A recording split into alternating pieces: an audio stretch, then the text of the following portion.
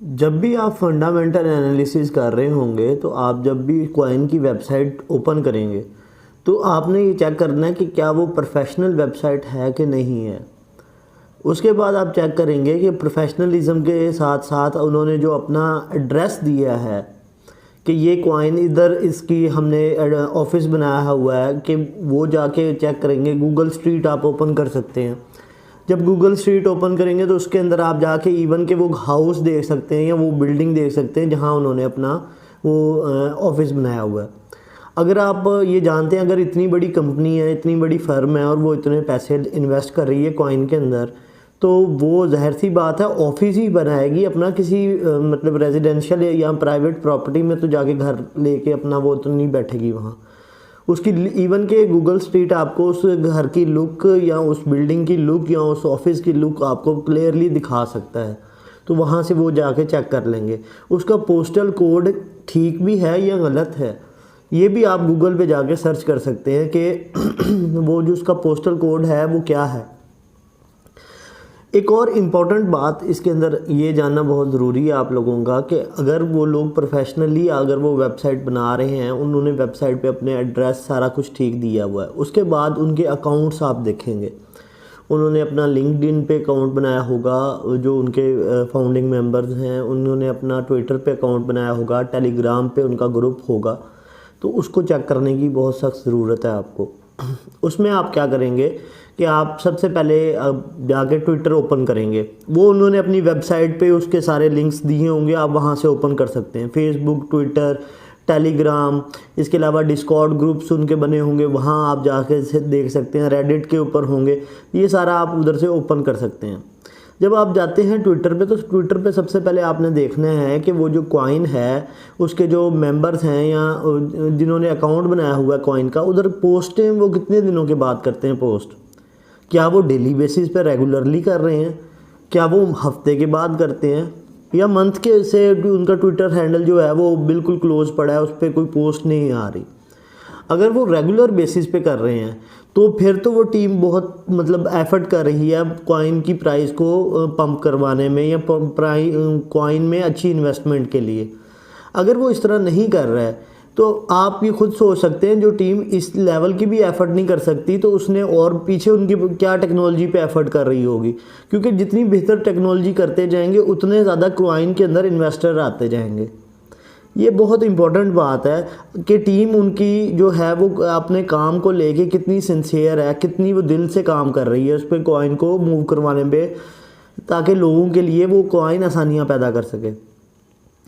एक और चीज़ जो आपने नोट करनी है वो ये है कि आप जब उनके टेलीग्राम ग्रुप पे जाएंगे या ट्विटर पे जाएंगे तो उधर उनके नीचे कमेंट्स होते हैं, हर पोस्ट के नीचे आपने वो कमेंट्स भी पढ़ते जाना है। लोग उस टीम के बारे में क्या जज्बात रखते हैं, उनकी क्या सोच है उस टीम के हवाले से। इसके बाद आपने ये नोट करना है कि उनके जो वेबसाइट है उसके अंदर वो कौन कौन से प्रोजेक्ट लाना चाहते हैं और कौन कौन से प्रोजेक्ट वो फ्यूचरिस्टिक पर्पस के लिए उस कॉइन के साथ अटैच करवा रहे हैं ताकि वो लोगों की लिए फ़ायदेमंद साबित हो सके। इसके लिए आपको उस कॉइन का वाइट पेपर पढ़ना पड़ेगा। अब वाइट पेपर क्या होता है? वाइट पेपर में बेसिकली उस कॉइन के हवाले से जितनी डिटेल्स होती है सारी कॉइन के हवाले से उस वाइट पेपर के अंदर दी होती है। ये एक समझ लें लीगल पेपर होता है जिसके अंदर वो जो कह रहे होते हैं वो उन्होंने कहते हैं कि हमने इतने अरसे बाद ये काम करेंगे, इतने अरसे बाद ये काम करेंगे, वो सारी डिटेल्स उस वाइट पेपर के अंदर उन्होंने दी होती है। तो वाइट पेपर अक्सर लोग मेरे से दोस्त भी बात करते हैं तो कहते हैं यार वाइट पेपर समझ नहीं आता, वाइट पेपर में टेक्निकल ज़बान बहुत ज़्यादा यूज़ की हुई है। वाकई वाइट पेपर बहुत मुश्किल होता है, लेकिन अगर आप स्टार्ट करेंगे स्टार्टिंग में ज़्यादा नहीं सिर्फ 10% या 5% भी समझ आ जाता है तो ये एक बहुत बड़ी अचीवमेंट है। एक कॉइन का वाइट पेपर पढ़ें, 5% 10% जितना भी आपको समझ आता है उसको समझ लें।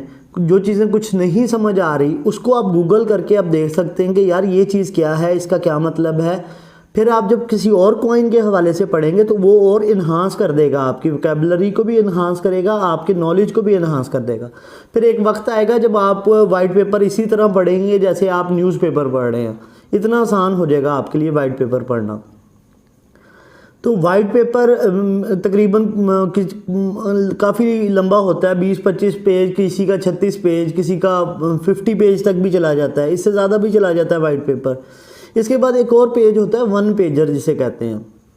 टेक्निकल बातें हैं, मैं इसलिए बताना चाह रहा हूँ आपको ताकि आपके नॉलेज में आप रहे ये बातें कि ये वाइट पेपर है तो 1 पेजर क्या है। 1 पेजर ये होती है कि उसमें जो 20-25 सफ़े की वाइट पेपर में बातें लिखी होती हैं वो एक ही सफ़े में कंपाइल करके कंप्रेस करके वो दी जाती हैं, ताकि वो अगर कोई ज़्यादा नहीं पढ़ना चाहता वो 1 पेजर पढ़े और वो डिटेल्स उसको तमाम पता चल जाए उस पर। उसके बाद एक और चीज़ है 4 पेजर। वो 4 पेजर भी इसी तरह होता है, उसमें भी एलेबोरेट किया जाता है चीज़ों को। वो 1 पेजर से कुछ ज़्यादा एलेबोरेशन होती है उसके अंदर, वो आप पढ़ना चाहें तो वो भी पढ़ सकते हैं, उसमें भी काफ़ी डिटेल्स होती है। तो वाइट पेपर जो होता है उसका अगर आप अच्छा प्रॉफिट लेना चाहते हैं या किसी कॉइन में इन्वेस्ट करना चाहते हैं तो वाइट पेपर पढ़ना बहुत इंपॉर्टेंट है। इसके बगैर आपको उसकी समझ नहीं आएगी कि कॉइन की आगे फ्यूचरिस्टिक एस्पेक्ट से क्या अप्रोच है। जब वो नहीं आपको पता चलेगी तो आप इन्वेस्टमेंट करेंगे तो ज़ाहिर सी बात है, अगर कोई रॉन्ग कॉइन में इन्वेस्ट कर रहे हैं और वाइट पेपर भी नहीं पढ़ा आपने तो उसमें लॉस होने के चांसेस आपके बढ़ जाएंगे। तो ये वाइट पेपर के हवाले से आपको कुछ बातें मैंने बता दी हैं। उसके बाद आपने उसकी वेबसाइट पे जाके देखना है कि ICO वो कब लॉन्च कर रहे हैं। मतलब कि टोटल सप्लाई एक होती है जो आपको कॉइन मार्केट कैप पे मैंने हवाला दिया, कॉइन मार्केट कैप पे जाएंगे तो उधर टोटल सप्लाई किसी भी कॉइन की बता दी जाएगी।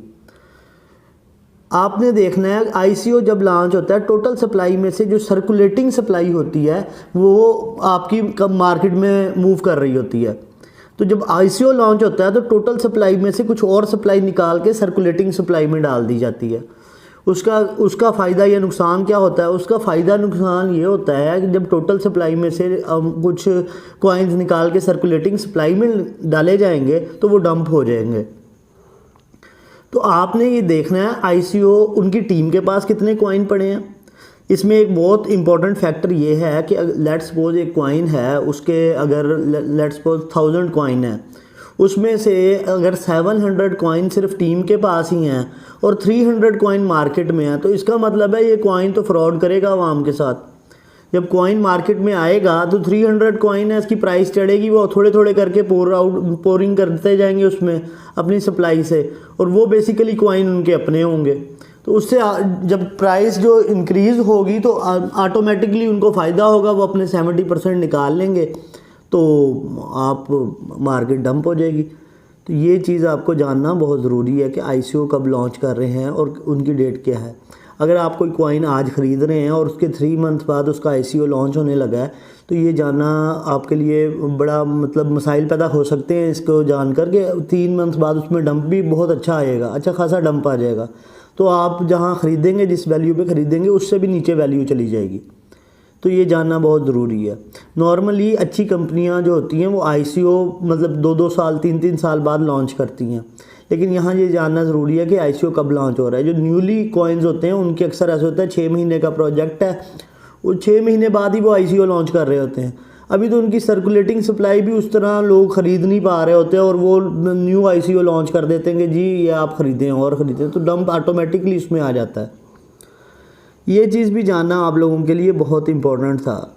तो दोस्तों ओवरऑल एक और बात मुझे जहन में अभी आई है कि आप अगर एक कॉइन ख़रीदते हैं, एक चीज़ और भी चेक करें, उनके डिफरेंट जैसे बाइनांस है, KuCoin है, क्या देखें उधर दोनों वेबसाइट्स पे जाके क्या उनकी वैल्यूज़ तो टोटल सप्लाई, सर्कुलेटिंग सप्लाई और उनकी 24 आवर वॉल्यूम ये सेम है या डिफरेंट है। अगर यही डिफरेंट आ रहा है तो इसका मतलब है कॉइन में कोई झोल है, ये कॉइन ना ख़रीदें आप लोग। अगर इस तरह की अगर डिफरेंस, क्योंकि कॉइन मतलब BTC की जो वैल्यू एक एक्सचेंज पे है वही दूसरी एक्सचेंज पे होना मस्ट है। अगर वो नहीं होगी तो इसका मतलब है कि कोई फ्रॉड हो रहा है उस एक्सचेंज पे, या कोई इस तरह की वो मतलब मैनिपुलेट कर रहे हैं प्राइस को ताकि आपको लुक्रेटिव लगे, आप कहें कि यार हाँ तो थोड़ी प्राइस पे मिल रहा है बाय कर लें, लेकिन वो आपके पैसे बाउंड कर देंगे या पैसे वो आपके लेके भाग जाएंगे। तो वो आपने ये चीज़ों पे अपने फोकस रखना है। दूसरा ये कि आपने उनके मेंबर्स जो हैं उनको भी फोकस में रखना है। ये मेंबर्स पे नई टेक्नोलॉजी कौन कौन सी ऐड करते जा रहे हैं, ये सारी चीज़ें जो हैं ये बेसिकली आपको हेल्प आउट करेंगे इसमें इन्वेस्टमेंट करने के लिए। तो अभी तक जितनी भी आपको इस 2 वीडियोस में मैंने बात बताई है, ये बेसिकली इसी हवाले से बात बताई है कि आपने एक कॉइन के अंदर कैसे इन्वेस्ट करना है फंडामेंटल एनालिसिस की बेस पे।